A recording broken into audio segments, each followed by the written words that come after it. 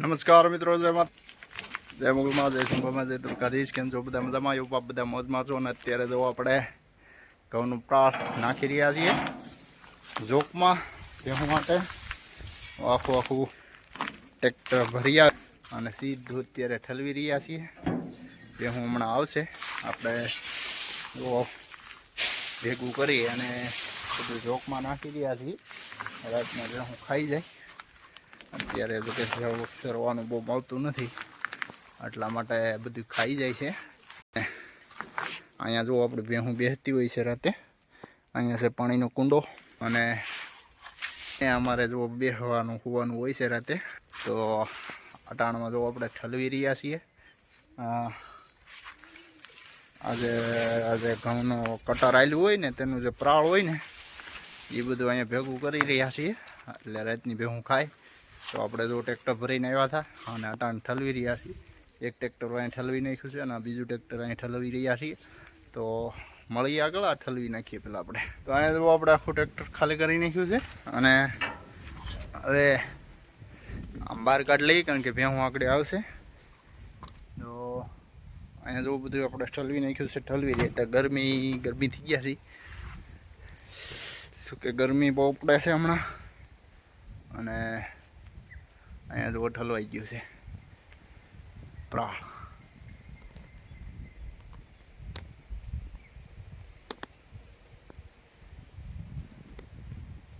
તો હવે જો આપણે ટ્રેક્ટરને બહાર કાઢી લઈએ. માલ પણ હવે આગળ આવતા હશે.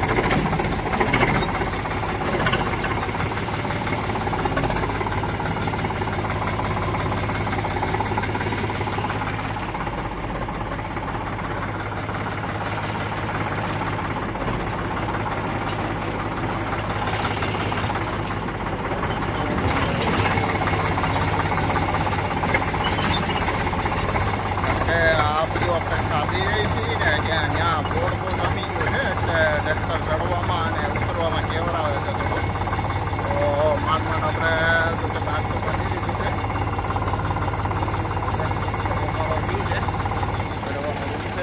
અને આ બધી આપણી નીંદ પડી છે. હવે ભેહું પણ આગળ આવવાની છે, કારણ કે ભેહું હમણાં આવે છે. તો આપણે ટેન્શન બહાર કાઢી લીધું છે, ધોપમાં બધી નાખી દીધું છે. અને અત્યારે જો આપણે જઈ રહ્યા છીએ. અને મતલબમાં એવું છે કે ભેહું જો અહીંયા ઊભી છે. અહીંયા બધું આપણું ખાણ પડ્યું છે અને ભેહું બધી જો અહીંયા ઊભી છે, કારણ કે ભેહું અહીંયા ઊભી છે.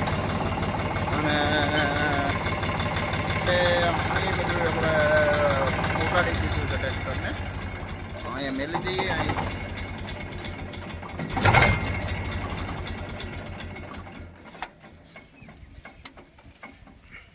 અને અહીંથી જો આપણે પ્રાળ ભરીને જોકમાં ઠલવતા હતા, ખાતા હતા માલ.